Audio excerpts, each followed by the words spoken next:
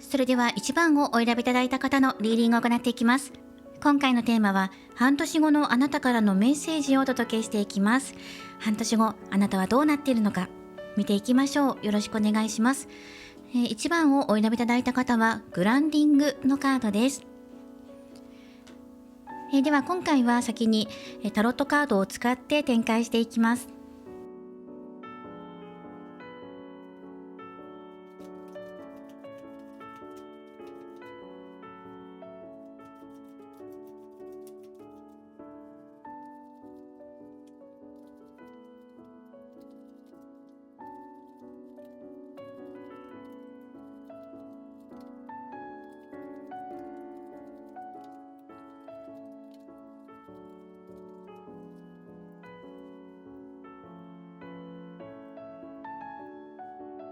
はい、では見ていきます。一つ一つ見ていきましょう。まず一番最初に出したこちらのカップの5番から見ていきます。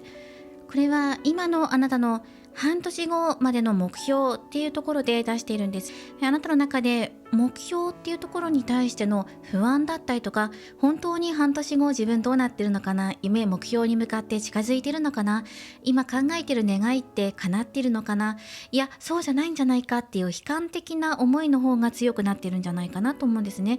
失敗したらどうしようとか、うまくいかないんじゃないか、目標はあるんだけど失うのが怖いとか、その一方で希望も残っているのでなんとかならないかなっていうような思いも持ちながらも、やはりそのネガティブな思いの方が強いんじゃないかなっていうふうに思っています。またそのネガティブな思いを解消させたい、今の悩みから抜け出したいっていうようなお気持ちの方も見られますね。それがこの希望として入ってるんじゃないかなと思います。もやもやから抜け出したい、そういうあなたのお気持ち、目標ですね。すっきりとさせていきたい。そして無意識のところも見ていきましょう。カップの7番なのでやはり迷いが入ってるんですね。怖い、失ったら怖い、目標達成しなかったらどうしようっていうことで結果をなかなか出せない、つまり行動に起こせないでいるような、これ潜在意識なのでいろいろと考えることがあるんですよ。こうなったらいいな、ああなったらいいな、こうしたい、ああしたいって動かなきゃって思っているところもあるんだけど、思っているだけでまだ行動に起こせていないとか、半年後の自分に向けてのアクションがまだはっきりと見えていないんじゃないかな。具体的にこの行動っていうところに対してはプラスなアクションが起こせていないんじゃないか。イメージはたくさんしているんですけど、まだ気持ちが揺れているっていうのが入ってきていますね。これがまず潜在意識です。では、その中でご自身でどのように考えていくのかとか、あとはそうですね、ここですね、どんな風に周りとコミュニケーションをとっていくのか、ジャスティスなのでバランスですね、調和バランス考えていく、その自分の中で悩み揺れることもある。だけれどもその揺れる自分を受け入れて未来を見据えて自分の中で決めていこうっていうふうに決意するのかもしれません。また周りとのコミュニケーションも表しているので、この半年の中であなたに関わってくる人があなたを支えてくれるとか、答えを導いてくれたりとか、ヒントを与えてくれる、それによって自分で決められるとか、また決めてもらうって方もいるかもしれない。決めてもらう、背中を押してもらうみたいなね、感覚で、あの時あの一言があったから自分がこの迷いとか不安から抜け出して自分で動くことができたんだっていう風に振り返ってみてそう思うかもしれません。また周りとも調和をとってコミュニケーションしていきたいっていうような思いもあります。そうですね、平和的解決だったりとか、対人関係でもし揉め事があるのであればっていうことなんですが、こちらのカードが恋愛やお金のことについて表しています。ここですね、ソードの7番、不正やごまかし、不誠実で裏表のある態度、浅はかな言動、責任から逃れる、不安定な状態など、いろいろとワードが書かれていますが、このソードの7番、そうですね、あなたが何かを守りたいっていうことが伝わってきます。ただその周りとのコミュニケーションによって大きく変わってくるかなっていうのも見えてるんですね。周りの人で正してくれる人がいるとか、背中を押してくれるとか、支えてくれる人も現れる一方で、お金、恋愛について、喜び事ですよね。あなたが今夢中になっているもの、恋愛をしている方は恋愛でしょうし、お金のことで今考えていることがある方、もっと収入増やしたいとか、そういう方はそのお金っていうことに関わることで、その自分一人で抱え込みすぎないこととか、あとはじっくりと考えて行動に起こしていくとかね、そういうことも言われています。半年間その恋愛やお金、喜び事に関してはうまく調和が取れていかないような、周りとの調和が取れないような感じでも入ってきます。じゃあその行動っていうところに対してあなたがどういうふうに取り組んでいくのかっていうのも見ていっても、ソードの4番で休息のカードが入ってるので、無理に物事を推し進めていこうとせずに、不安な気持ちや揺れる気持ちをそのまま受け入れて、恋愛ではまたはお金では一人で抱え込みすぎず、誠実に向き合うことが必要になってきますと。そしてやっぱりジャスティスとソードの7番なので、不正やごまかしっていうのは効かなくなってきます。恋愛やお金のことに関しても。では相手がいる方はどうすればいいのっていうところなんですが、ここちょっと途中なんですけど1枚出していきましょう。ルノルマンで見ていきましょう。恋愛お金の、場所なので、恋愛好きなお相手がいる方っていうのは相手のことも考えなきゃいけないっていうところで、相手に対しての1枚を見ていきましょう。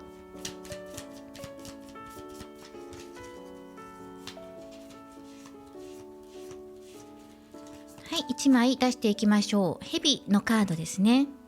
蛇はやはり嫉妬、妬みとか、やっぱり不正とかね、ここで言えば共通して言うのは不正やごまかしっていうところで、異性に関しても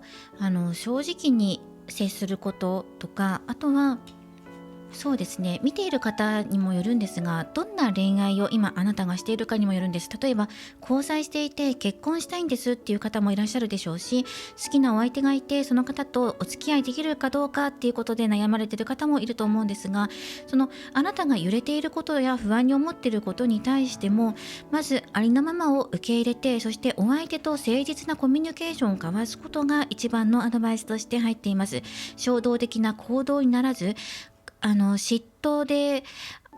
衝動的な行動を起こしすぎないように気をつけてください。もしどうしても不安だとか、衝動的に動いちゃうとか、ついつい SNS 見すぎちゃうんですとか、どうしようっていう時は周りの人を頼るっていうことが必要になってくると思います。周りで必ず助けになってくれる人がいるし、あと無理をしないでゆっくりと休んでくださいっていうのがあるんです。一晩まず寝かせましょう。衝動的になりそうな気持ちは寝かせてください。そして翌日起きてみて、もうちょっと考えを整理する、気持ちが落ち着いた後でゆっくりと行動に移していくなど、急ぎすぎないことが必要になってくるかなというアドバイスです。では次ですね、半年かけてあなたがこれから豊かになってくることを表しているカードに、こちら素晴らしいですね、女帝のカード、豊穣のカードが出ています。あらゆる面での豊かさがもたらされる、価値あるものを生み出し育む、母性的な愛や包容力、妊娠や出産などというワードもあるんですが、あなたがこれから獲得していくことっていうのは、様々な経験だったりとか、喜びや、そうですね、あとはクリエイティブなことも関わってくるかもしれません。表現が柔らかくなったねとか、豊かな表現ができるようになる、今以上に豊かさっていうのが物質面でも精神面でもあなたの元へ訪れる、やってくる、いろんな経験だと思います。なので様々な経験を通じてっていうのが入ってくるので、いろんな場所へ出かけてみたりとか、美味しいものを味わったり、あなたの好きで周りを満たしてあげることがとても大切です。そうするといろんな豊かさがあなたの元へやってきます。それはその肉体に関わることかもしれないし、生活やお金に関わること、愛や喜びに関わること、もうすべてあらゆる面での豊かさというふうに出てきているので、これがより一層拡大していく、収入が増えるとか、生活が豊かになるとか、そのお金だけじゃなくてね、その自分の心が満たされることとか、そういうことがどんどん広がっていくので、だから今悩んでいたり落ち込んでいたり迷う、嫉妬とか恋愛、お金に関してもいろいろ一人で頑張んなきゃって思うことも、大丈夫、これから発展していくって、これすごく大きなカードですので、発展していくことに対しての助程なのから、あなたが受け取るものすごくたくさんあるから、受け取っている喜びを十分に味わって、そして感じてっていう風に出てきてるんですね。いろんな悩みや葛藤も全てここの助程のカードが持ち上げて包み込んでくれています。温かく包み込んでくれているので、半年後のあなたっていうのは、あの時いろんなことを感じたりとか、マイナスな感情を持っていたけど、でもよかったって、あれもまた一つの経験なんだっていうふうに物事の見方が変わったりとか、いろんな経験を通じて自分自身がより豊かに、より強くなったんだっていうことがすごく実感できるような半年後になるんじゃないかなと思います。ここがすごく大きいですね。そして次を見ていきましょう。どんな風に変化していくんですかっていう変化すること、そしてあなたの願いっていうところも表しています。こちらも見ていきましょう。こちらのカードは変化することです。重荷、たくさんのことを背負っている。だけどそこを抱え込むんじゃなくて、そこからもう手放す。休息を挟むことによって、あなたが変化することっていうのは軽くなることなんじゃないかな。そしてあなたの喜びのことでいっぱいに包まれる、今抱えているネガティブな感情とか葛藤していることをだいぶ手放していくんじゃないかなと思いました。あんまり抱え込まなくてもいいんだよっていう風に、あなたの考え方が変わるとか、またお仕事とか生活で言ってしまえば、もっとより生きやすくなる、自分が仕事しやすい環境になるとか、自分で転職することによってお給料面でも良くなるし、生活しやすくなるし、仕事しやすくなるとか、自分の中でもうこういう苦しい場所にいなくてもいいんだっていうふうに思えるような、それがあなたの変化することをですね、重荷からの解放。そしてもう一つこちらですね。こちらが課題点です。この半年かけて取り組んでいくことっていうことは、ワンドの2番。あなたは目標を持っていますかって、しっかりと定めることですよって、たくさん今は考えています。生活も安定させたい、自分でこういう仕事をしたい、恋愛もうまくいきたいとか、いい人に巡り合いたいとか、いろんなこと考えていますね。欲しいものがたくさんある。それは何も悪いことではないですよ。でもそこから一つ半年後にあなたが受け取れる目標を定めておきましょう。高い目標を持っても大丈夫ですよっていう、そういうカードですね。方向性を選んで決めていく。どんな選択をしていくのか、一つの目標に対してどう取り組んでいくのかって、全部に対して決めてもいいんですが、まずは一つ決めてみましょうっていうことで、目標を設定すること、それに対して半年間継続して取り組むことっていうのが今課題として上がっています。それはより自分が豊かになるためにとか、より自分のプレッシャーから解放されるためにっていう目標でもいいと思うんですよね。こう全面的に見ていて、今その抱えていることを軽くすることっていうのがテーマなのかなとも思います。そしてあなたの夢、願いっていうところで、ソードの5番、争いというカードですね。勝利を表しているんですが、勝利するためには何かを手放していくとか、誰かとさよならすること、ご縁が終わることっていうこともあるかもしれないし、あなたが願っていることっていうのは争わずに済むこと、世界なんじゃないかなと思うんですよね。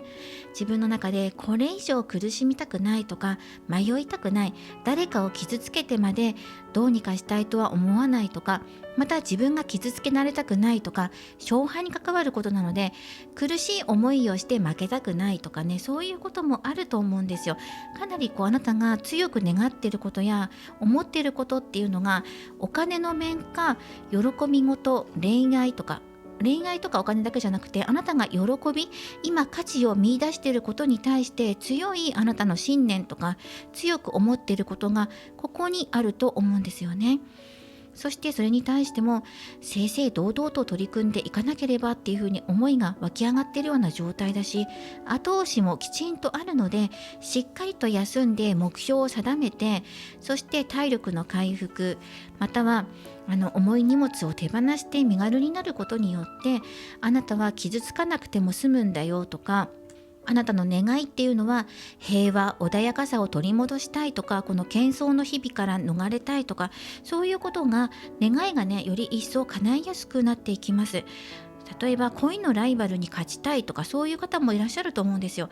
でもそれも叶えていくためにどうすればいいのかっていうのはきちんとここで導いてくれています。しっかりと休み、一人で衝動的な行動になりすぎず、ライバルに嫉妬しすぎずにね、ライバルの意識してしまうっていうのはどうしても出てきちゃうんだけど、でもね、そのライバルに勝とうっていう気持ちももちろん持ってていいんだよって。だけど自分の中で休んでいく中で何を軽くするのかっていうのがだんだんと見えてくる。目標を立てることによって。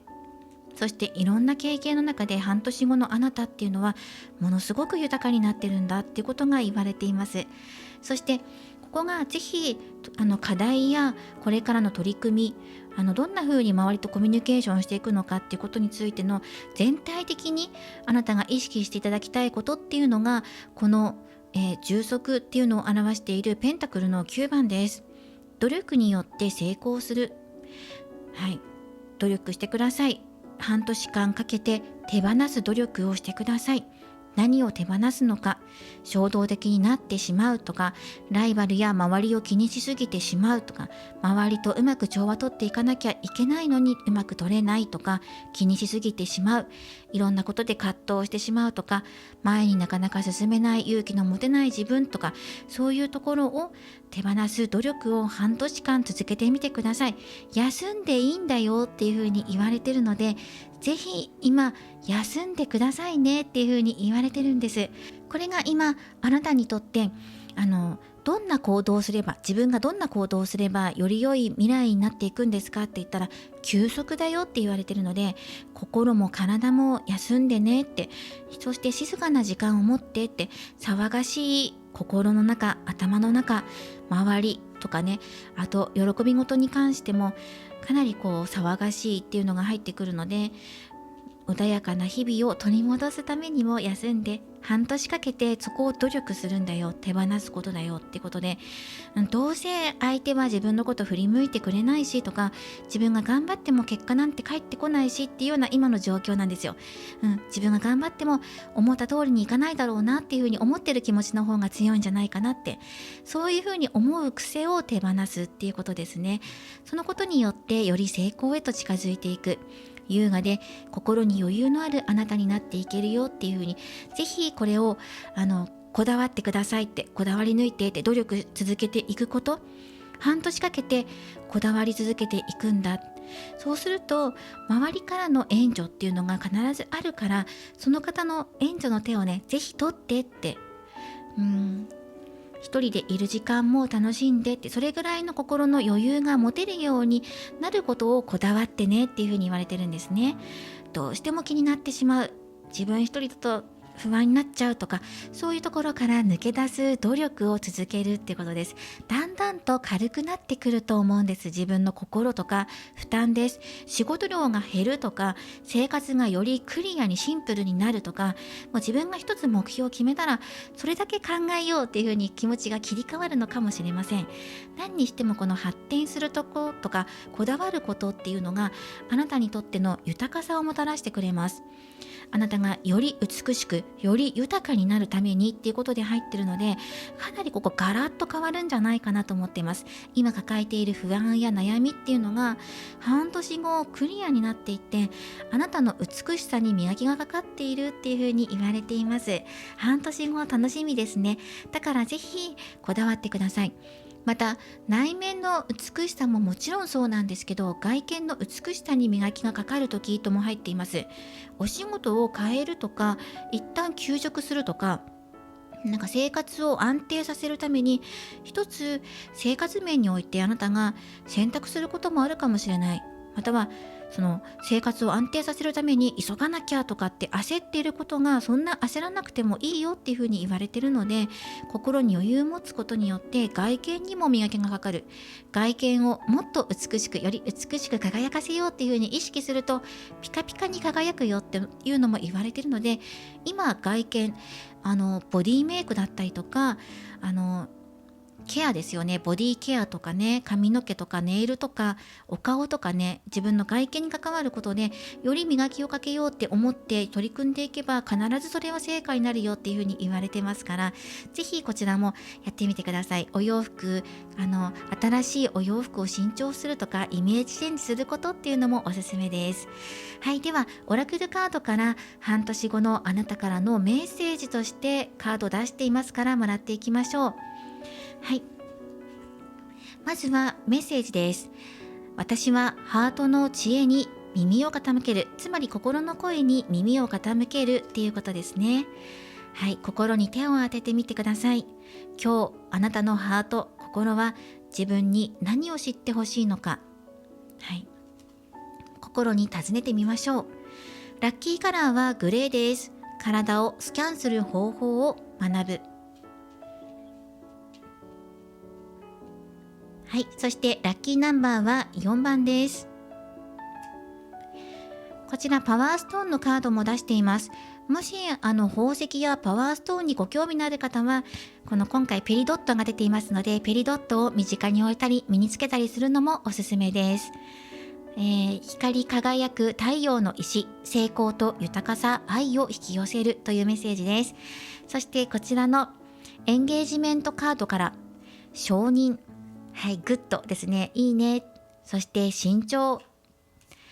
い、やりたいことをリスト化させる、あとは志、野心って書いてますね。このワンダの2番にも野心っていう言葉が入ってるので、何を志して何を目標を立てて進んでいくのかっていうね、ことをちゃんとリスト化させてシンプルに整理することも必要になってくるのかもしれません。はい、では半年後のあなたからのメッセージです。半年後、あなたの世界は大きく変わっています。これまで感じていた虚しさは消え去っていき、心は穏やかで温かい光に包まれています。ラッキーナンバーは4。この数字は安定と基盤を意味し、人生の土台がしっかりと固まっていることを示しています。迷いが減り、自信を持って歩めるようになっています。成功と豊かさが訪れる。あなたのエネルギーはこのペリドットのように輝きを増しています。ペリドットは太陽の石と呼ばれています。成功や豊かさ、愛を引き寄せる力を持つ宝石です。この影響によってあなたの魅力がより一層高まり、周囲からの承認や評価が自然と得られるようになるでしょう。周りからもいいねとか認めてほしいと思っている相手に認めてもらえるなど嬉しいことがありそうです。はい、そして人生のあらゆる面であなたにとっていろんな引き寄せのエネルギーが舞い込んできます。まず現実的で安定した基盤を築く力が増していきます。成長していきますね。経済面でも安心できる状況が整っていきます。次に自分に自信を持って堂々と振る舞うことができるようになっていきます。そうすることであなたの存在感が際立っていき、注目を集めることが増えていくでしょう。この注目を集めるっていうのは社会的においてとか会社でとか生活面でとかお仕事において注目を集めるっていうことかもしれないし、好きなお相手の視線を集めるっていうことかもしれません。また人との関わりの中でバランス感覚が研ぎ澄まされていき、円滑な人間関係を築くこともできるでしょう。コミュニケーションにおいては円滑に進んでいくと思います。最初はどうしようかなと思っているような対人関係でも円滑に流れていきますから、自分自身の中で平等に接していこうっていう気持ちを忘れずにいてください。そしてその半年間の中であなたは自分の価値をより深く理解することができるようになっていき、自分自身を誇れるようになっていきます。夢が現実に変わる。あなたの中にある純粋な夢は慎重な計画とともにしっかりとした現実のものへと変わりつつあります。半年後のあなたは夢を追いかけているだけではなくて、希望や目標を持ちながら冷静に物事を見極めて成功へと向かう道を確実に歩んでいます。またこのペリドットというのはネガティブなエネルギーを浄化する力も持っています。この半年であなたは嫉妬や不安、迷いといった感情から解放されて適切な判断ができるようになっています。もう過去にとらわれることはありません。ラッキーカラーのグレーはあなたに冷静な判断力と客観的な視点を与えてくれます。この色は物事を白か黒かだけではなく、中立的な視点で見つめる力を育み、柔軟な思考を促します。グレーのエネルギーは精神、感情、肉体のバランスを整え、困難な状況でも新たな視点を見出し、前へ進む強さを与えてくれるでしょう。迷いや不安がある時には、グレーのアイテムを身につけることで心が落ち着き、正しい道を選ぶ力を得ることができます。不安な時、グレーをぜひ取り入れてください。また、白か黒かはっきりする必要がないんだっていうふうに思えるような、そういう出来事も訪れてくるでしょう。それがより一層あなたの輝きへとつながっていきます。学び、成長の糧となります。そして心の声に耳を傾けていきましょう。半年後のあなたは今よりもはるかに成長し、確かな自信を手にしています。その成功の鍵は自分自身の心の声を聞くことにあります。ハートに手を当て、心の奥にある本当の気持ちに意識を向けてみましょう。日々の忙しさに流されることなく、本当に自分が求めているものは何なのかというのを問い続けることが、さらに輝く未来へと導いてくれるでしょう。はい、ぜひこちらのハートに手を当てるっていうのもアクションとして取り入れてみてください。なんかもううつうつとした日々から抜け出す、そんな半年後のあなたからのメッセージでした。では、お選びいただいたオラクルカードからメッセージをもらっていきます。グランディング、大地の力で心と体をリフレッシュ。もし最近なんだか心がふわふわして落ち着かないと感じているんだったら、今こそ自然とつながる時です。大地に足を触れ、深呼吸をしてみましょう。足元からのエネルギーが広がっていき、心も体も整っていくのを感じられるはずです。裸足で土や草に触れるだけで、あなたは自然と一つになり、リズムを取り戻します。毎日の忙しさから解放されて、心が軽くなる瞬間が訪れます。自然があなたを癒し、力強くサポートしてくれます。裸足で踏み込む大地や自然、草にね、踏み込んでいくっていうのがすごくおすすめなんですけど、裸足が難しいっていう方は靴を履いてでもいいので、土のある場所に立ってみるとか、土を感じる、また木々、草を感じるっていうこともいいと思います。グランディングのカード。そして半年後のあなたは人生の豊かさと成功を手にしています。心からの幸福を感じているでしょう。今のあなたがその未来へと向かう道をしっかりと歩んでいけますように応援しています。はい、今のこのうつうつとした日々から抜け出す、そういう半年後の流れになっていました。はい、今回は半年後のあなたからのメッセージとして、今あなたが目標にすることとか、感情、コミュニケーション、また恋愛、どんな行動をしていけばいいのかとか、様々なテーマを深く掘り下げて見ていきました。これからもリーディング動画を投稿していきますので、高評価やコメント、そしてチャンネル登録をよろしくお願いします。では、また次回の動画でお会いしましょう。最後までご覧いただき、ありがとうございました。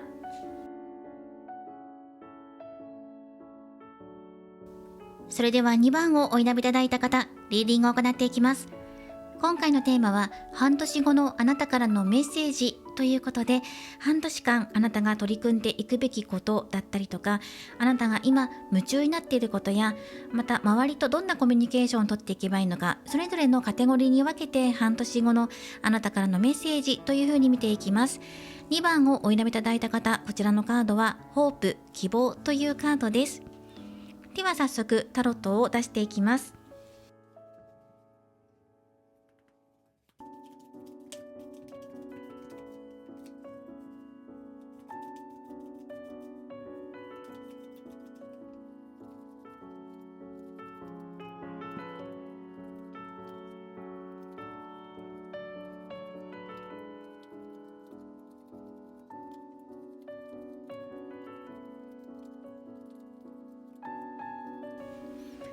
はい、それでは見ていきましょう。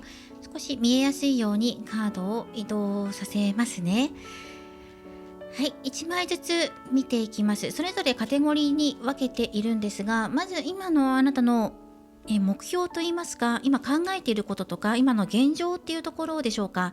何をどう目標としていこうかっていうところでカップの5番が出ているので、失う怖さだったりとか不安っていう方がまず強くなっている。今の現状不安定だったりとか、自分の中でがっかりするようなことがあったかも、思い通りにいかなかったとか、いやこうじゃなかったのになとか、今現在そう感じているとか、それは今回全体的なこと、恋愛だけではなくてお仕事や生活とかお金のこととか全て含まれますので、今の自分こうじゃないのになっていうふうに思っている気持ちの方が今現状強いのかなと思います。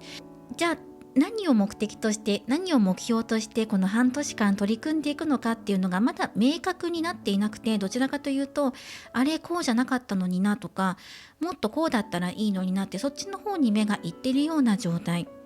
ていうのが入ってきます。だけれどもまだあなたには希望が残っているんだよっていうのも同時に教えてきてくれているので、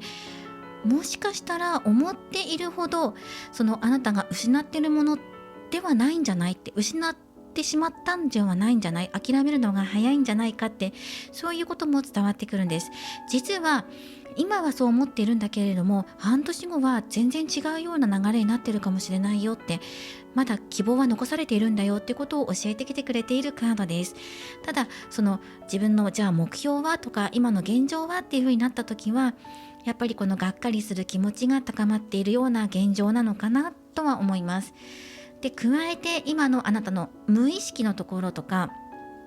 今どういう感情でいるのかなっていう風に見ると、今度は逆にワンドのキングって言ってパワフルなカードが入ってきてるんです。メラメラと燃えて立ち上がっている馬がいますよね。経験豊富で実行力に富む、情熱あふれる自信家とか意志が強くとか、そういうことが書かれているんですけれども、あなたが行動していきたいんだとか、自分のこの燃える感情を形にしていきたいんだっていうのが心の中でメラメラと燃えています。だからあなたが本当にこのね、がっかりしてるとかこうじゃなかったのになとかって思って見つめている先じゃない、ここの2つの卵っていうのが、実はこのメラメラとすごく情熱にあふれる思いがあるんじゃないかなと思うんですね。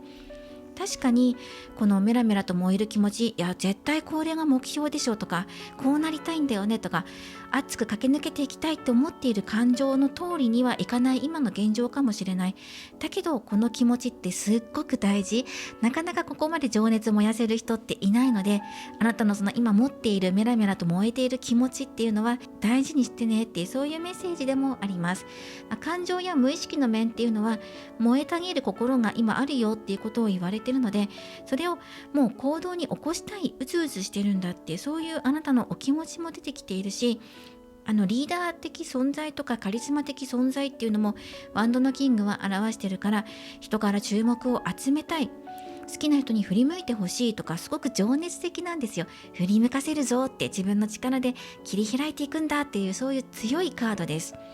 そして一方でこちらがあなたが周りとどのようにコミュニケーションを取っていくのかとか、半年間の思考の変化だったりとかっていうのを表してるんですが、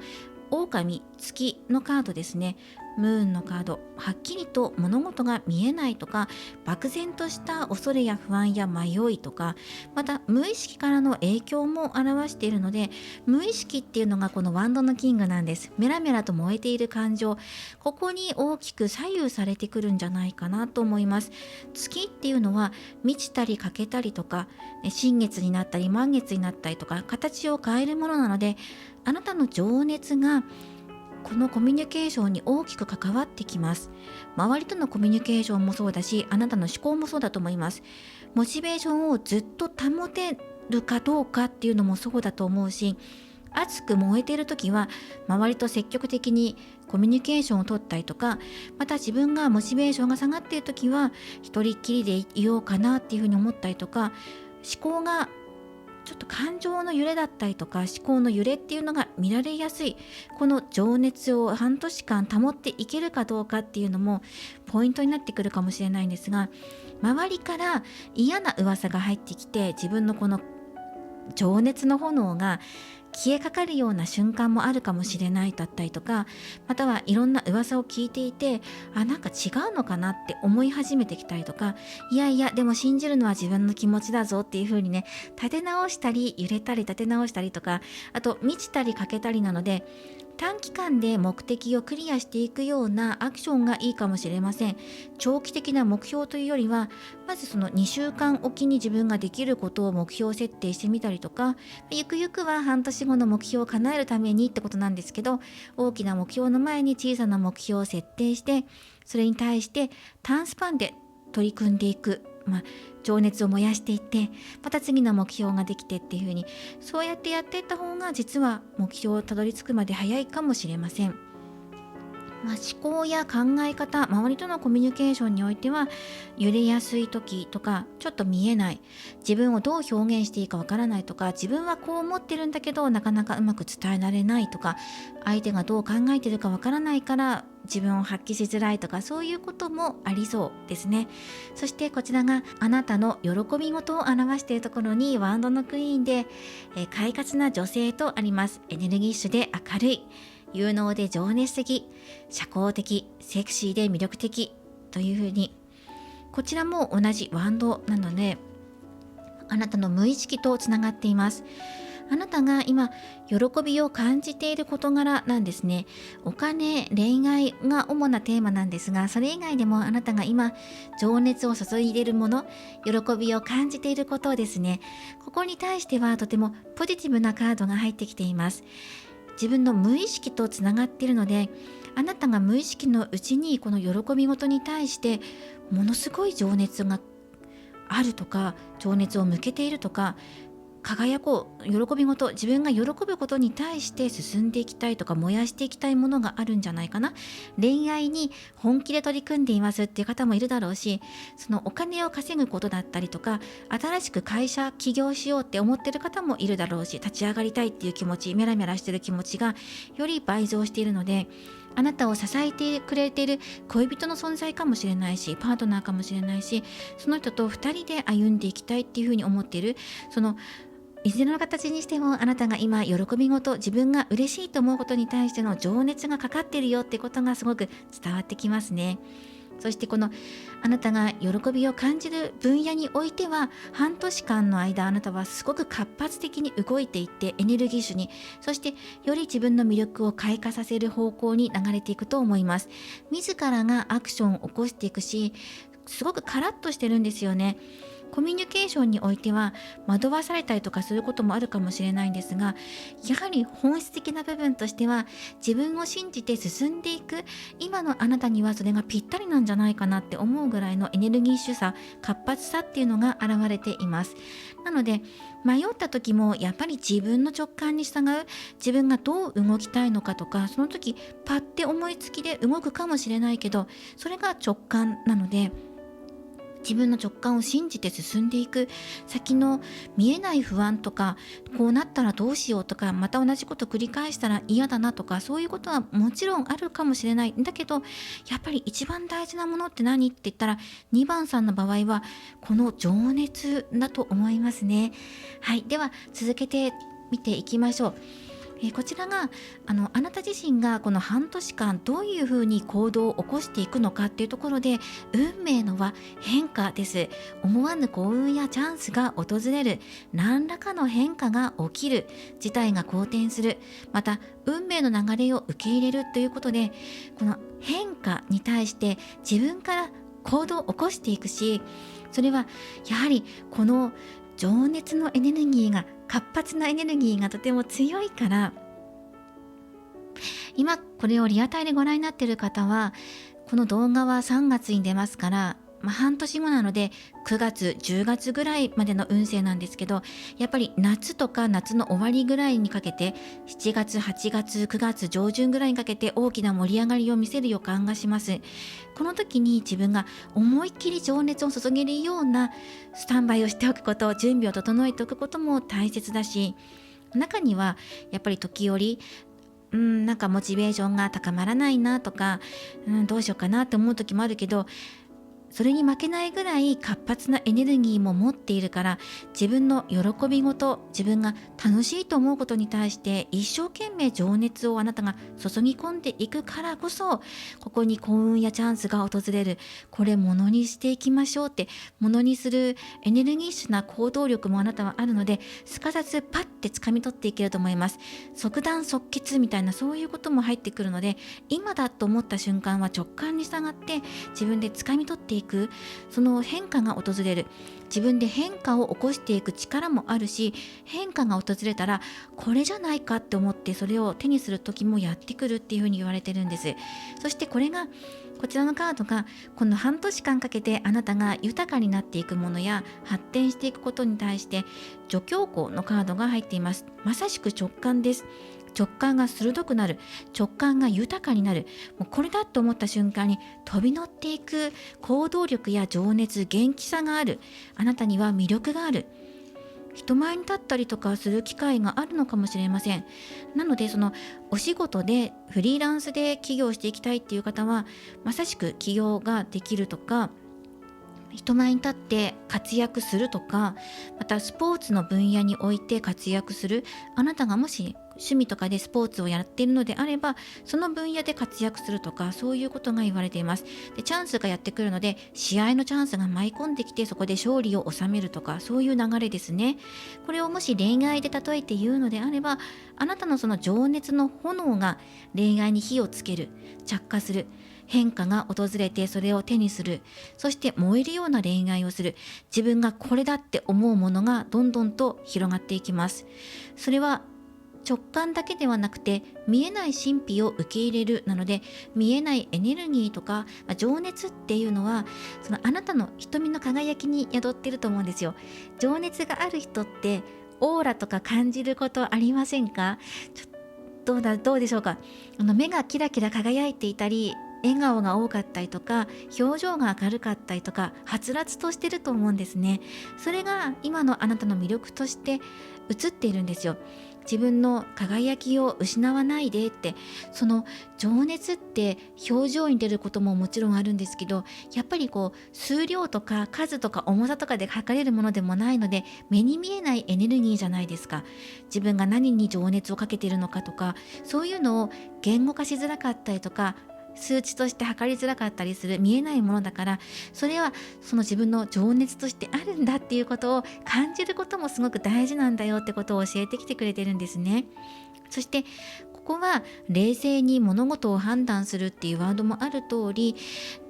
でも直感に従って大丈夫、動いていけると思うんですよ。確かに見えないとかどうしようとか、なんか足りないんじゃないかっていうふうに思ってしまうこともあるんだけど、自分の絶対的な直感を信じてとか、自分が輝くために何をしたいのかって、何をしたい、それに従うのが一番だよっていうふうに言われてますね。確かに人には伝えづらい、なんだろうこの気持ちとか、この湧き上がってくる思いをどう表現していいんだろうっていう、そういうワクワク感とかときめきとかを大切にして行動することがすごく大切っていうふうに言われています。行動のところに運命の輪が入っているので、あなたが動けば動いた分だけこの直感を味方につけることができるし、導かれるかのように運命の流れに自分が乗っていけるっていうことなので、かなりノリノリな、半年の流れになっていくと思います。もちろんね、右肩上がりで全てが順調っていうわけではないかもしれない。だけどそれ以上にあなたは明るく情熱的に動いていけるんじゃないかなっていうのが入ってきています。では何が変わっていくのかっていうことで、このカップの4番ですね。ここです。マンネリや不満に思っていること、退屈だと思っていること、ここから抜け出す。そして目の前にあるチャンスに気づかない。これが変わるんです。気づくから、変化っていうカードが入ってるから、行動に起こすから。今まで動けなかったこと、動かないこと、結果が来なくて待ちわびていたことにドンと結果が入ってくるとか、自分で動けるようになることによって大きく運命が変わり出すっていう風に入ってきます。どうでしょうか。今のあなたは悩んでいて動けないだったりとか、失敗したらどうしようとか、また期待していた通りのお返事が返ってこない、結果が返ってこなくてってずっと結果待ちなんですっていう方もいるかもしれないですよね。そういうところから変わるんだよって、チャンスに気づくんだよって、まだ自分の中には可能性があるんだってことに気づくんです。それが変化なんです。その希望、自分の中の可能性って何なのかって言ったら情熱なんですね。それはどこへ向けているのかって言ったら、自分の喜び事に対して向かっているんです。そして次は見ていきましょう。こちらですね。今そのあなたの夢、願いっていうところでペンタクルナイトです。忍耐強く勤勉、現実的で生産的、責任感が強い、地道な努力でやり遂げる、着実に物事を進める、一つのことに集中する、確実な方法を取る、もう全てが今あなたの夢、願いに入ってるんじゃないかな。この燃える気持ちを半年間燃やし続けたいとか、もう半年で夢、願いが叶うんだったらずっと燃やし続けていたいって、周りに左右されず自分のペースでやり続けていきたいって、そういう願いが入ってると思います。そしてその叶った後ですよね。半年後、夢、願いが叶った後も、それを安定したその輝きをずっとね、灯し続けていたいんだっていう、そういう願いがあると思います。そしてこちらがあなたの課題点ですね。こちらに抑制と葛藤っていうのが入っています。表面的な平和、一時的にバランスが取れた状態、感情を抑圧する、真実から目を背ける、内にこもる、行き詰まる。これらからあなたが今ここに対してね、課題として取り組んでいくことによって、あなたは変わっていく。もう自分を押さえつけないとか、何か蓋をしている、我慢していることとか、あと目を背けていること、ここにきちんと向き合うことによって、自分自身の情熱がもっと活性化されていく。決して情熱がないわけでもなくて消えてるわけでもないんだけど、今あなたが迷っていることっていうのは、考え方とかコミュニケーションのあたりかなと思うし、今の現状に対してですね、現状に対してもわっとしたものが入っていたりとか、もやっとしたものだったりとか、ちょっとはっきり見えないから動くのリスク高いかなって思ったりとか、自分の心と現実のギャップが違うから戸惑っていたりとかっていうところだったと思うんですね。だけど日々は変えていきたい、この変化を起こしていきたい、やっぱり期待している通りに現実化させていきたいっていうのがあるから、行動力もあるのに何かが自分に足りないとか、もっとこうだったらいいのにと思ってることもあると思うんですよ。だからもっと欲張りになってもいいんじゃないかっていうことで、課題点にソードの2番が入ってきています。たとえあなたが行き詰まることがあったりとか、抑圧ですね、圧を受けることがあったとしても、周りからの圧だったりもすると思うんですけど、周りのことを考えたりとかをして自分自身を我慢することがあったとしても、それに負けずに丁寧に半年間取り組んでいくんだと。これが課題点ですね。もちろん周りとバランス取ることも大事だし、自分の心の炎を燃やし続けることも大事。モチベーション下がったから途中でやめたとかではなくて、諦めずにずっとね、続けていくんだっていうこと。変えていきたいことありますよねって、情熱注ぎたいことがあります、輝きたいことありますよねって、この輝きの可能性を決して諦めずに育んでいく、温めていくんだっていう、そういうところに取り組んでいくと、大きな変化、成功っていうところが、やってくるんじゃないかなと思いました。そしてこちらが、あなたがぜひこだわり抜いてほしいところとして、恋人たち、ラバーズ、調和と結びつきというカードが入っています。他者との調和した関係を築くこと、楽しさや快楽に心ときめくこと、選択と決断を迫られる。もし選択や決断を迫られたら、その時に直感に従って、自分の喜びに従って乗っていく、変化に乗って選んで決めて決断するんだっていうのが出てきていますし、あとこれは好きなお相手と調和の関係を築くことだったり、恋愛だけじゃなくて、この大きなチャンスに飛び乗った時に、例えばビジネスチャンスだったりとか、対人関係で良い人と出会えるとかかもしれないです。このビジネスパートナーや企業とか会社とかね、とか新しく出会った人との調和した関係を築くことをぜひこだわってほしい。それは楽しいことやあなたを喜ばせることにつながること、そこに関わることにおいてずっとこだわりを持ってほしい。コミュニケーションをとっていくこと、はっきりしなかったことをはっきりさせることでもいいし、どこにあなたが今喜びを求めているのか、恋愛だけではなくてお金のことかもしれないし、自分自身の生活をもっと明るいものにしたいとか活性化させたいってことかもしれないですよね。生活のクオリティを上げたいとか、その今あなたがどこに喜びを求めているかっていうことですね。そこにおいて調和と結びつき、周りの人との結びつきや大切な人とのつながりを大事にしてねって、そこをすっごくこだわっていけば、半年後あなたのその温められている情熱は花開いていくよっていう風に、誰かと手を取り合える未来になっているよっていう風に言われています。大きな変化がやってくると思いますね。それに飛び乗っていくし、またチャンスを切り開いていくような大胆な行動もできると思います。はい、ということでタロットカードを出していって、あとはルノルマンからちょっと1枚もらおうかなと思います。はい、大きな変化がやってくる、いいですね。あなたの喜びごとにおいてもとても良い魅力がより開花できる。恋愛に置き換えて言えば恋愛がいいってことですよね。この思考やコミュニケーションっていうところにおいて1枚カードをもらおうと思います。なかなか思考がクリアにならないとか、目標が定まらないとか、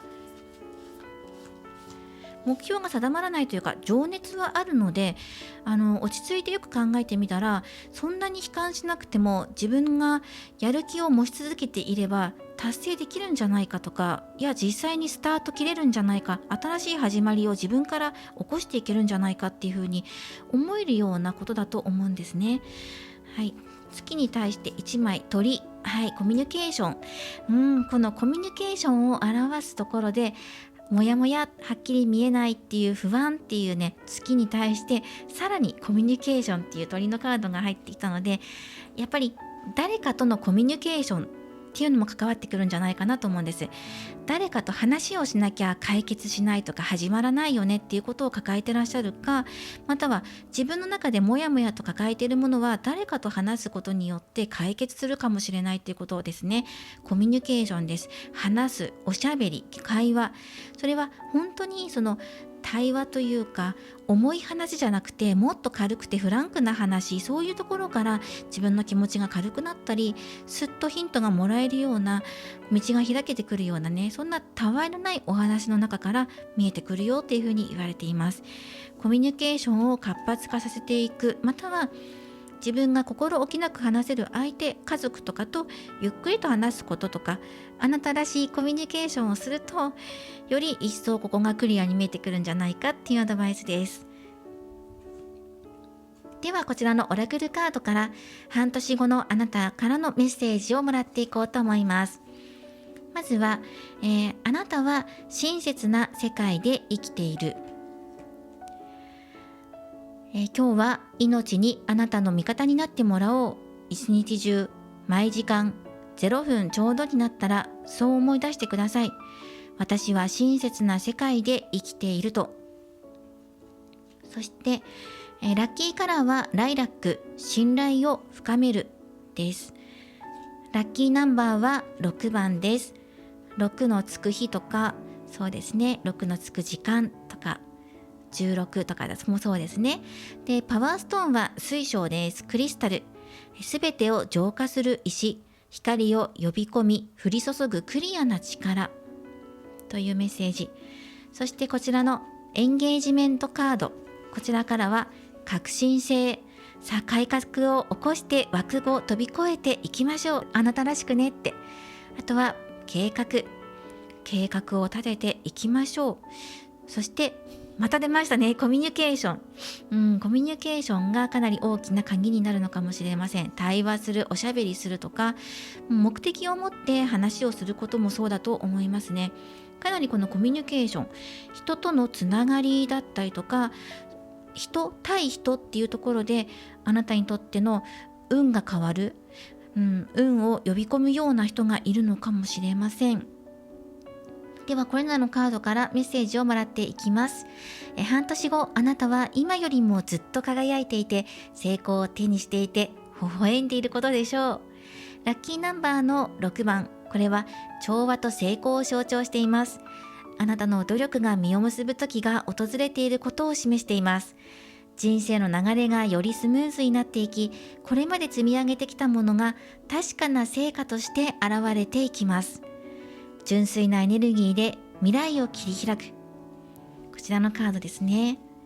あなたのエネルギーは水晶のようにクリアになっていき、すべてを浄化しながら光を呼び込んでいきます。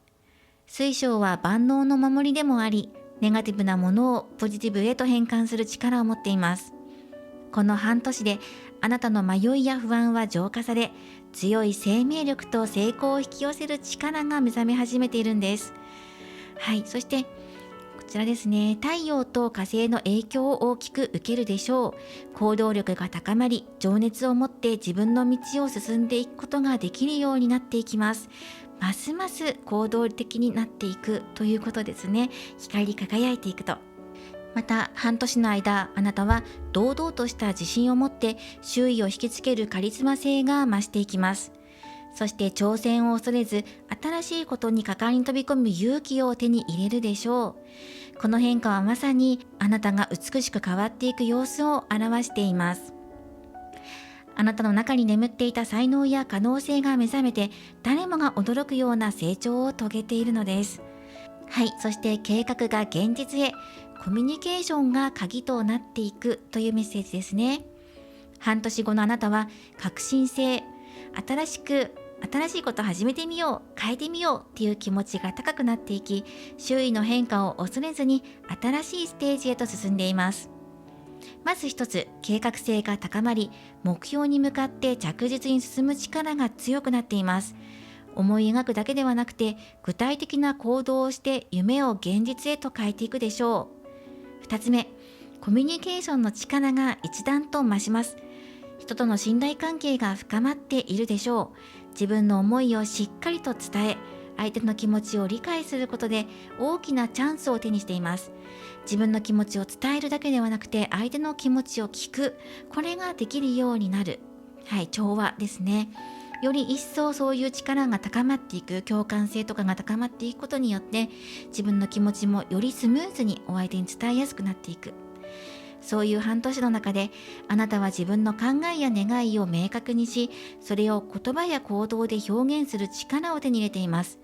その結果、周囲からの信頼を得て、協力者や理解者に恵まれるようになっていきます。あなたを支えるラッキーカラーはライラックです。これはあなたの内なる力を目覚めさせています。ライラックは信頼を深め、直感を研ぎ澄ませ、古いパターンから解放する色です。今、あなたの意識は大きく広がっていて、過去の思い込みや制限から自由になっていくでしょう。ライラックの光を感じることで、さらに心の奥深くからのインスピレーションを受け取って、人生の方向性がよりクリアになっていくでしょう。未来のあなたからのメッセージです。私はこの親切な世界で生きている。今この言葉を深く心に刻んでください。人生はあなたの味方です。すべてがあなたをより良い未来へと導くために起こっています。今日から一日中、そして毎時間または0分ちょうどになったらこう思い出してください。私は親切な世界の中生きている。そうすることで、あなたの周りの世界はどんどん優しさと可能性に満ちたものへと変わっていくでしょう。では、お選びいただいたこちらのホープのカードからのメッセージです。ホープは希望ですね。希望の光があなたの道を照らし、未来へと導きます。どんなに暗い夜でも、あなたの心の中には輝く希望の光が必ずあります。今、少し不安や迷いを感じているかもしれませんが、その光を信じてください。希望はあなたに勇気を与え、どんな困難も乗り越えられる力をくれます。この光はまるで星のようにあなたを導き、未来に続く道を照らしてくれるでしょう。大丈夫、すべてはうまくいくと心の中でつぶやいて、希望を胸に前へと進んでいきましょう。こちらがホープからのメッセージです。今回2番さん、半年後のあなたからのメッセージとしては、やはり大きく変わってくるのがコミュニケーションとか、自分の可能性を信じて進んでいく、大きな変化に乗っていく、直感で感じるから多分わかると思います。今だというふうにね。ラッキーカラーはライラック、そしてラッキーナンバーは6番、そしてパワーストーンや宝石に興味のある方はこのようにクリスタルを身につけたりとか近くに置くのもいいと思います。はい、ということで今回は半年後のあなたからのメッセージをお届けしていきました。これからもリーディング動画を投稿していきますので、高評価やコメント、そしてチャンネル登録をよろしくお願いします。ではまた次回の動画でお会いしましょう。最後までご覧いただきありがとうございました。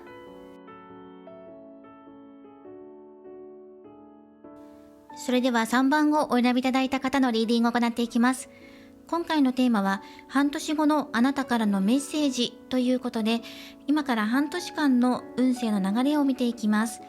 よろしくお願いします。はい、では今回はタロットカードを先に出して見ていきます。3番をお選びいただいた方、インスピレーションというカードです。では早速見ていきましょう。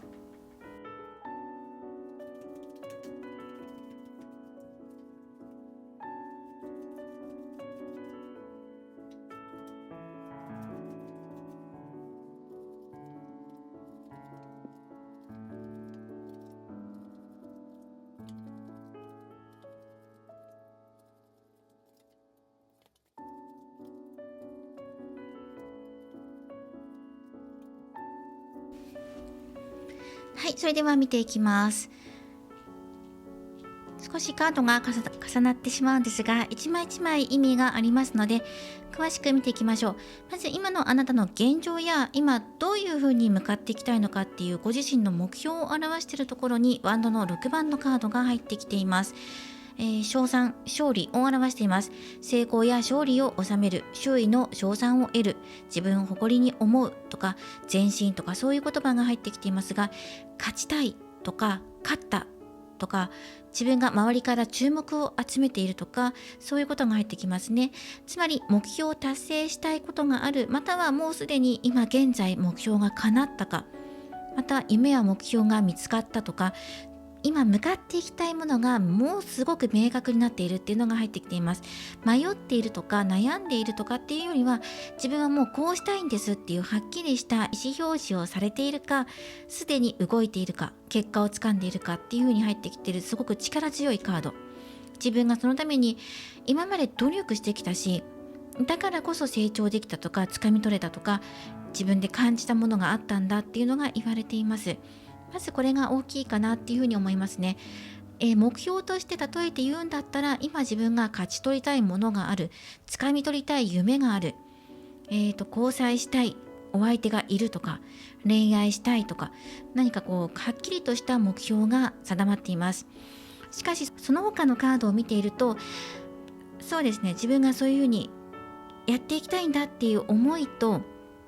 また受け取れる恩恵とか喜び事っていうのも確かに素晴らしいものがあるんですが、同時に大きな変化の中にあなたが入っていく、そんな半年間になっていくかな。その中でいろんなことを経験すると思います。中には苦しさとか厳しいなと思うこととか、突然やってきたりとか、または夜明け前の闇ということで、一旦何かを終了させるような必要性が出てきたりする可能性もある。かといえば、毎日毎日こう続けて頑張って地道に取り組んでいくんだっていう、そういうのも出てきているので、苦しさからの解放、このソードの3番、悲しみからの解放もある。で、同時に変化と豊かさも入ってきているので、激動の半年間かなというふうに思いました。そして次に見ていくのがこちらのソードの7番というカードです。これがあなたの感情や無意識の部分を表しています。ソードの7番なので、不正やごまかし、不誠実で裏表のある態度、浅はかな言動とか不安定な状態など、爪の甘さとかね、そういうことも描かれてはいるんですが、あなたが一人でどこかに行こうとしたりとか、自分で決めて動こうとしていたりとか、それはなぜかというと、自分で今進んでいきたいことがあるから。ワンドの6番が入っています。誰かに自分を見てほしいとか、認めてほしいとか、活躍したい、昇進したいとか、自分で誇らしい道を歩んでいきたい。ただそこには無意識の中でやっぱり不正とか、自分の中の気持ちをごまかしているところも実はあるんじゃないかって。本当はあなたはスポットライトを浴びたいっていう気持ちと同時に不安や悲しみを抱いていたりするのではないか、そこに見て見ぬふりをしているのではないかだったりとか、あと無意識に目を向けずに自分の今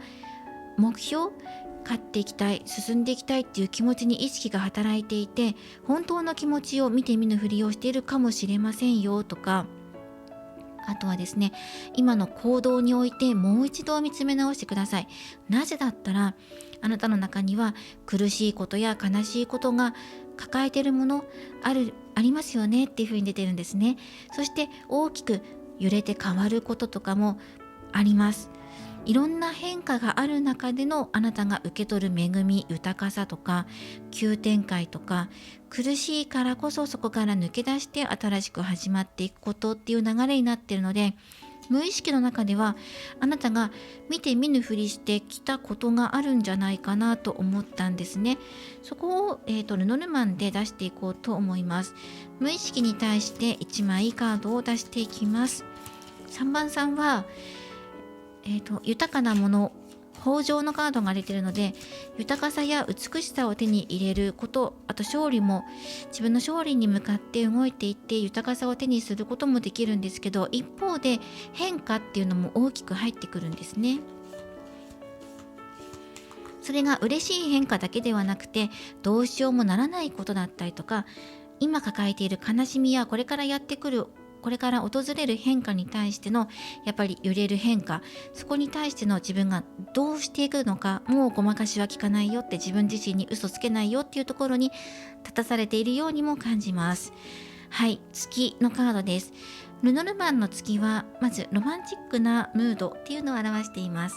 あなたがごまかしていることっていうのは、それは恋愛に関わることかもしれないし、またインスピレーション、自分の創造性、クリエイティブなことなので、自分の夢ですよね。こういう風になっていきたい、こういうお仕事したいとか、こういう生き方したいとか思い描いていることに対して、もうそこに対して自分でごまかし聞かないんだよってことに気がついてくださいっていうメッセージかもしれません。また恋愛面においては、その好きな人に対して正直に気持ちを伝えるとか、ごまかさないとか、ごまかされているのであればそこをクリアにする、尋ねていくとか、でも怖いっていう気持ちも本当は隠れている。なぜだったら相手を失う怖さとか悲しみとか、こうなったらどうしようっていう不安がすごく強く出てきているからです。しかしそれを受け入れた瞬間にあなたは浄化される。その浄化っていうのがここで入ってるんですね。タワーのカードです。このタワーは何を意味しているのかっていうと、あなたの半年間の思考の変化やコミュニケーションを表してるんですね。人とのコミュニケーション、好きなお相手とか、働いている会社かもしれないし、日常生活のことかもしれませんが、予期せぬ衝動的な出来事、損失や崩壊、事態の急変っていうふうにあって、どうしようって思うかもしれないんですが、浄化と解放も同時に表しています。しかし、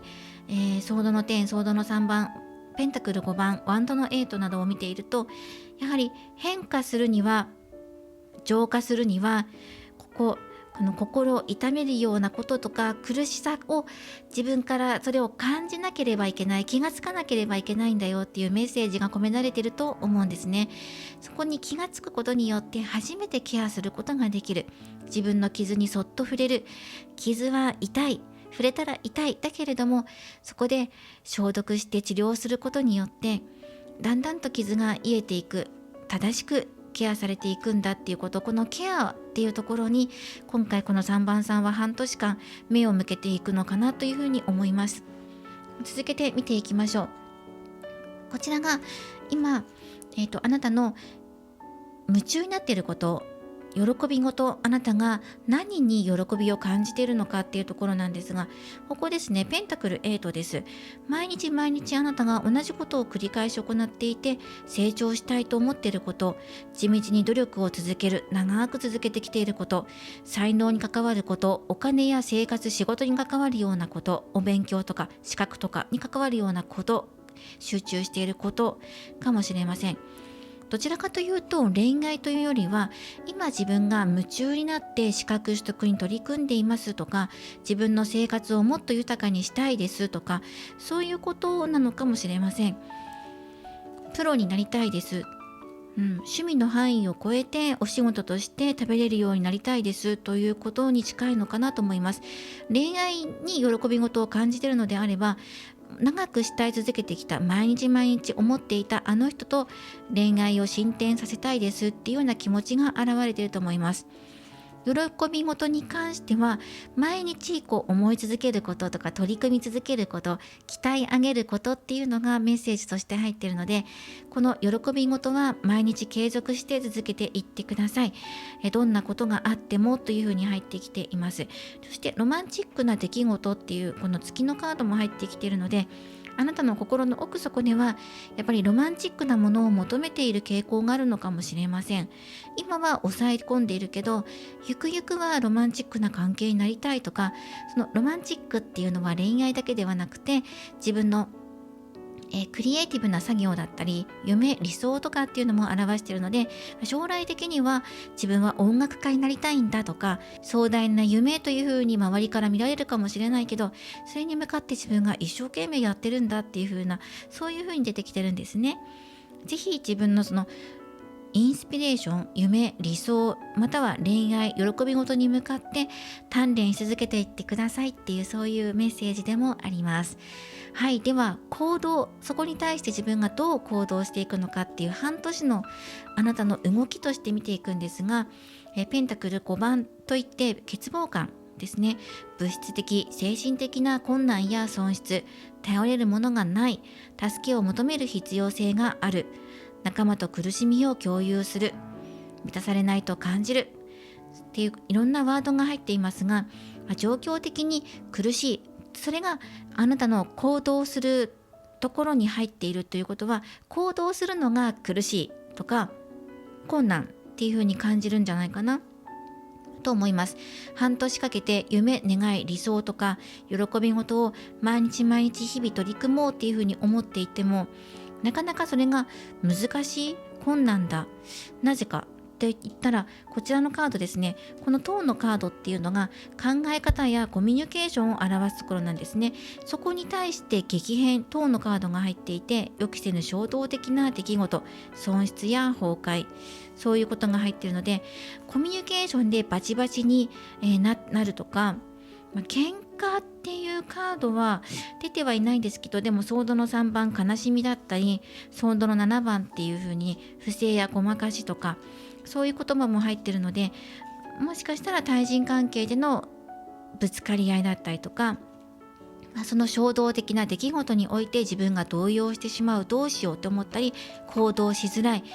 痛いなっていう風に思ってしまって、すごくひどく落ち込むとか、頼れる人がいないとか、心が寂しい、苦しいとか、精神的にきついぞっていうふうに思うことが出てくるかも。行動しづらいなっていう、変化に対して柔軟に対応するのが難しいんじゃないかなっていうのが行動パターンとして出てきます。そうですね、頼れる人がいない、自分一人で頑張んなきゃっていう気持ちが強くなるのかもしれません。なので恋愛において言うのであれば、お相手と一緒に同じ方向を向いて歩んでいくのが難しいと思えるような出来事が訪れるとか、やっぱり悲しいことっていうのが入ってくるので、喜ばしいこともある一方で悲しいことも同時にやってくるから、どんな気持ちを受け止めていいのか分かんなくなっちゃうっていうのが思考パターンの塔に現れています。揺れちゃう、何を信じていいのか分からないとか、自分自身がどうしていいか分からない、どうなっていくんだろうって。ただその悲しみを全て流し切った後には夜明けが待っているとか、浄化っていう作業が行われていって、あなたは新しい始まりを歩み始めているんだっていう流れになってるんですね。うん、ということで、もう少し見ていきましょう。行動としてはなかなか行動しづらいのではないかと。じゃあ何か私にとっていいことあるんですかとか、何か豊かさがもたらされるものあるんですかっていうところで、ここの豊穣のカードなんです。あなたにもたらされるものとしては、あらゆる面での豊かさとか価値あるものを生み出し、あなたが育む、温かく包み込む、何かを愛しい美しいと感じる、これがどんどんと拡大していく。ただ周りのカードを見ていると、やっぱり楽しいとか嬉しいとか愛おしいだけでは全ては埋まらない。その中にはやっぱり悲しみとか、この夜明けとか欠乏とか変化とか、そういう中から生み出される喜びなんだっていうことだけは感じてくださいねって、そういうメッセージもあるんですね。ただ待ってればやってくるんだだけではじゃないんですよって。ただ待ってるだけじゃなくて、自分でいろんな思いをかみしめて咀嚼したから、それが自分の心の糧になって、で新しい喜びを生み出すものになるんですって。そのサイクルですよね。形あるものはいずれ形がなくなっていき、土に帰っていき、その帰っていった土がまた新しい芽を生み出していく、新しい命を生み出していく、そんな土に帰っていくようなサイクルをこの半年間あなたの中で行われていくんだと思います。土に帰っていくからこそ、新しく生まれてくる喜びを手にすることができる。はい、ということで、どうなるんだろうってすごくね不安だっていうふうに、どうしようっていうふうに今自分のハートをギュッっていうふうにね抱きしめてる方もいらっしゃると思います。ね、こんな塔とか出てきて、うわどうしようって、しかも行動しづらいとかね、受け取るものって言ってもあらゆる面で豊かさっていう風に出てきても、本当にそうだろうかって思うかもしれないんですけど、もう少し深く見ていきましょう。で、変化することっていうのが急展開のカードなんですね。迅速な動きっていうカードが出ていて、急展開が起こり、事態が好転する、物事がスムーズに進んで、結実に向かう、良い流れに乗るっていうワードがある通り、これから変化することとしては、あなた自身が変わろうとか変化しようって行動に起こさなくても、展開的に急激な変化が訪れる。それはやっとこの苦しさから抜け出すことになったんだって思う。あと頼れる人が見つかるとか、あなた自身が誰かに自分の抱えていたことを打ち明けることによって、そこから打開策が見つかるようなことを、急激にガラッと変わるようなことが訪れます。変化することのところにこの急展開のカードが入っているので、本当にガラッと変わると思います。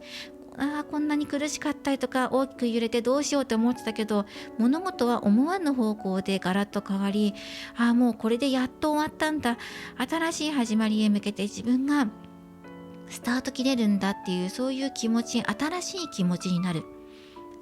土に帰り、新しい芽が出る、その芽になったんだっていう瞬間が訪れると思います。そして夢、願いとのところにソードの3番が入っています。あなたが半年間何を夢見るのか、やっぱり悲しみや痛みを受け入れ癒す、苦悩を乗り越えることで気づきを得るというふうにあるように、心の痛み、本当の痛みに気づき、そしてそれを癒す、その作業を行うことによる、その作業を行うことによって、自分も弱くありません、またさらに強くなりましたとか、悲しみを乗り越えて自分はより良い未来を手にするんです、そういう方向へシフトチェンジするんですっていう、はっきりとした意思表示ができるようになりましたとか、そういうことをあなたが望んでいる。まず心を癒したい、傷んだ心、見て見ぬふりしてきた心、内面っていうところを癒したい、癒しがテーマ、願いですね。本当は今の目標としては、勝ちに行きたい、掴み取りたい未来があるっていうところなんですけど、本当に気がつかないところで癒すべきものがあるんじゃないか、浄化することがあるんじゃないかっていうふうに言われています。そしてこちらのカードが、あなたがずっとこれから半年かけて課題として取り組んでほしいことに、このソードの10、夜明け前の闇、どん底を経て、あとは這い上がるだけの状態とか、物事が一つ終わるんだけど、そこで運命が変わっていく、夜が明ける、土に帰り芽が出るのと同じように、新しい命が始まっていく、この新しさっていうのを感じてくださいっていうのが入ってきています。はい、これから拡大していくことは喜び、経験とか価値あるものなんですけど、この価値あるものっていうのを実感するまでには、癒しや悲しみを癒す作業っていうのが必要になってくるんですけど、それを癒し、あなたが価値あるものを見つけた瞬間に、あなたの夜は終わります。すべては土に帰りました。そして自由へと向かって未知の可能性を探求する旅へとあなたは向かっていくんです。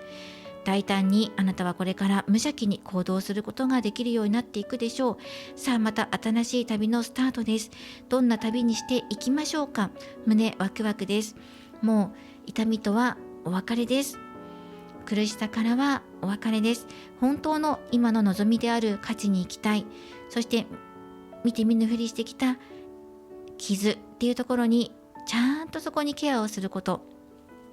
そして物事が急激に変わっていき、あなたは大きく変わっていくでしょう。はい、なので突然王子様が来て夢物語が始まっていくというよりは、自分の気づかなかった痛みをケアすることにより、一旦全て土に返すんだと。そして新しい大地の上で新しく自分の芽が芽吹いていく、その瞬間を味わう半年間になるんじゃないかなと思いました。はい、では半年後のあなたからのメッセージということでオラクルカードもらっています。はい、私は躍進するです。これから進んでいくっていうことですね。ラッキーカラーはバーガンディです。情熱を目覚めさせるですね。ラッキーナンバーは6番です。そしてこちらが、パワーストーンなんですね。ルチルクォーツです。黄金色に輝く豊穣の石。豊穣というと、こちらの女帝のカードも豊穣ですね。豊かさ、輝きと活力の強力なエネルギー。そしてエンゲージメントカードからももらっています。好奇心、富、財産、そしてコミットメント。自分自身に対してコミットメントするっていうことかもしれないですね。あとは好きなお相手や大切にしたいと思う人との関係性かもしれません。半年後のあなたからのメッセージです。あなたは大きな飛躍を遂げ、新たな展開へと向かっています。ラッキーナンバーの6は成長と調和の象徴です。あなたはこれまでの努力が実を結び、さらなる成功の扉を開いているでしょう。黄金のエネルギーが未来を輝かせる。あなたの変化を支えているのはルチルクォーツのエネルギーです。この黄金色に輝く石は富と成功を引き寄せて、人生に活力と輝きをもたらす強力なサポートになります。まずこの太陽のようなエネルギーを持つルチルクォーツは、あなたの行動力を高め、自信をもたらします。行動のところにペンタクル5番で欠乏感、行動できない、しづらいっていうふうに思っているところに対して自信を与えてくれます。行動しやすくなる。そしてあなたは堂々とした魅力を放ち、周囲からの評価も高まっていくと思います。この後は第3チャクラですね。この太陽のチャクラと言われているところ、ここが活性化されて、自分をよりうまく表現できるようになったりとか、リーダーシップの能力っていうのが強化されていきます。また第1チャクラで木の根っこのチャクラと言われています。ここの部分が安定し、物質的な豊かさを手に入れやすい状態になっていくでしょう。第1と第3のチャクラが活性化されていくということ。そしてルチルクォーツはヴィーナスの髪とも呼ばれていて、この金色の線が運気を高め、邪気を払い、成功へと導いてくれます。あなたの中の勇気と自信を目覚めさせるパワーストーンです。もしそのパワーストーンにご興味のある方、またはそのアクセサリーとして取り入れやすいと思いますので、ルチルクォーツをぜひ身につけてみてください。そして好奇心が未来を切り開く。半年後のあなたは新しいことへの興味や探求心が深まり、積極的にチャンスをつかんでいます。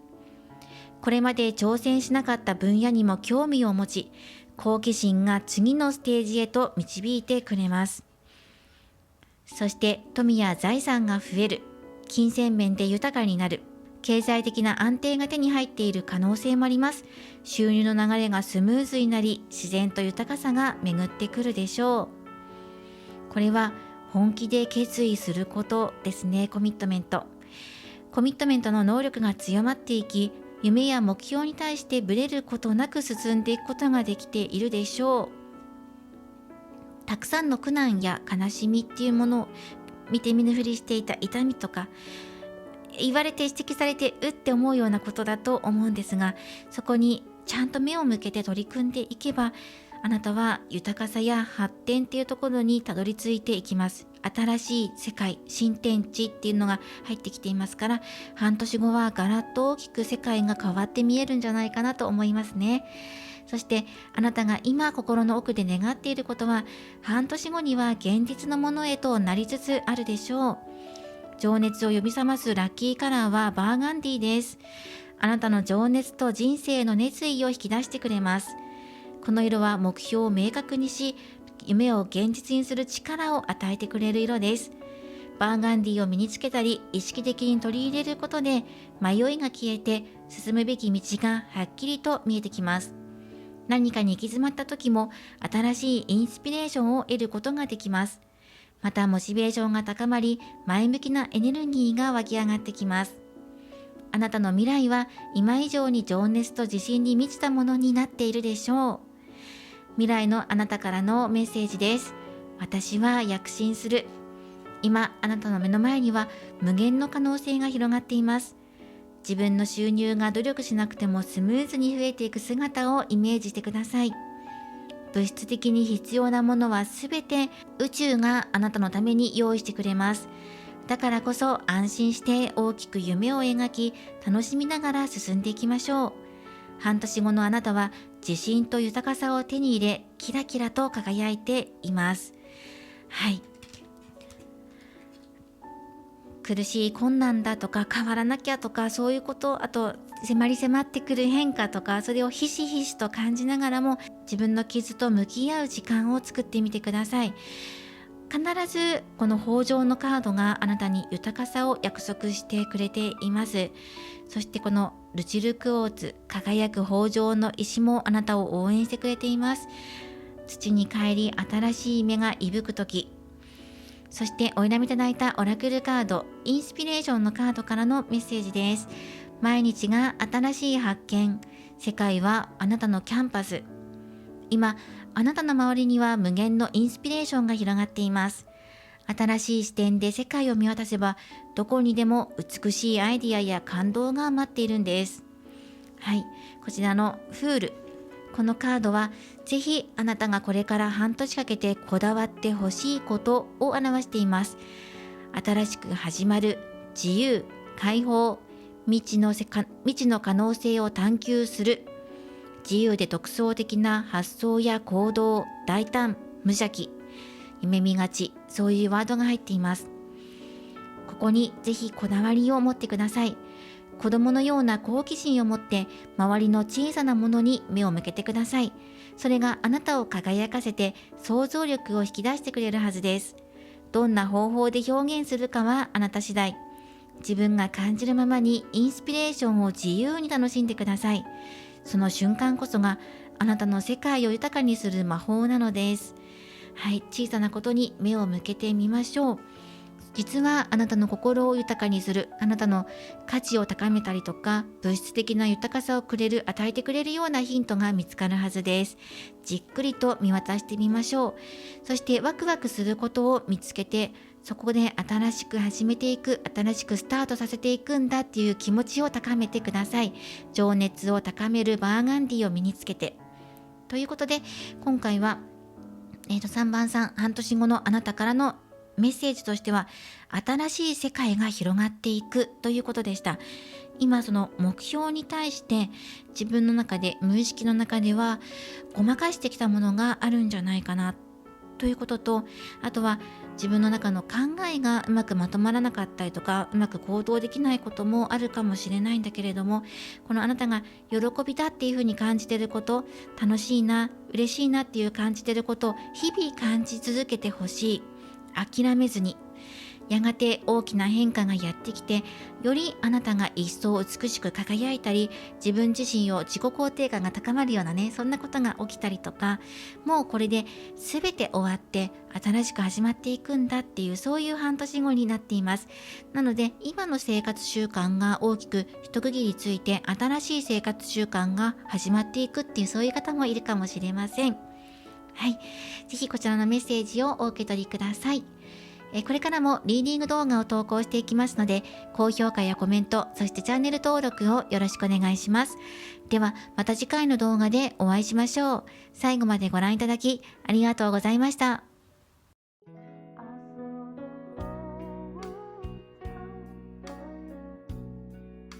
今回のリーディングはいかがだったでしょうか。テーマとしては半年後のあなたからのメッセージということで、細かくカテゴリー分けをして見ていきました。今の目標だったり、無意識の部分、感情的なこと、思考パターンやコミュニケーション、喜び事、行動、これから拡大していくこと、発展していくこと、豊かになっていくことや課題点、変化することなど、様々なジャンルに分けて見ていきました。それぞれお受け取りいただけたらなと思います。そして今回は全体メッセージなので、恋愛っていうカテゴリーだけではなくて、お仕事とか生活、ご自身の夢目標とか、もちろん恋愛も含めて、自分が今どこに対して喜びを感じているのかとか、どこに意識を向けているのかっていうことによっても形が変わってくるかもしれません。今恋愛に対してすごく集中してるんですっていう方は、もう恋愛、好きなお相手とのことの間で起こることとしてお受け取りいただいてもいいですし、今自分の生き方をどうしようか悩んでいるんですっていう人は、これから先半年後どんな風になっていくのかっていう風にお受け取りいただいてもいいんじゃないかなと思いました。はい、では今回はプチ3択占いをこちらの、ティータイムルノルマンカードから見ていこうと思います。32枚のオラクルカードで構成された、はい、ルノルマンカードです。こちらから見ていきます。失礼しました。こちらもう一度切り直していきましょう。今回のプチ3択占いのテーマは、今回はですね、深く、それぞれカテゴリー分けしていきましたので、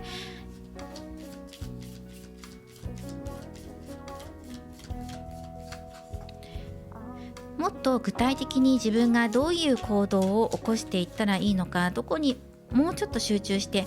ここにって特に集中すべき行動パターンっていうところに、テーマを当ててみましょう。ここを意識して、動いていくとより良い未来がつかみ取れる。それで見ていきましょう。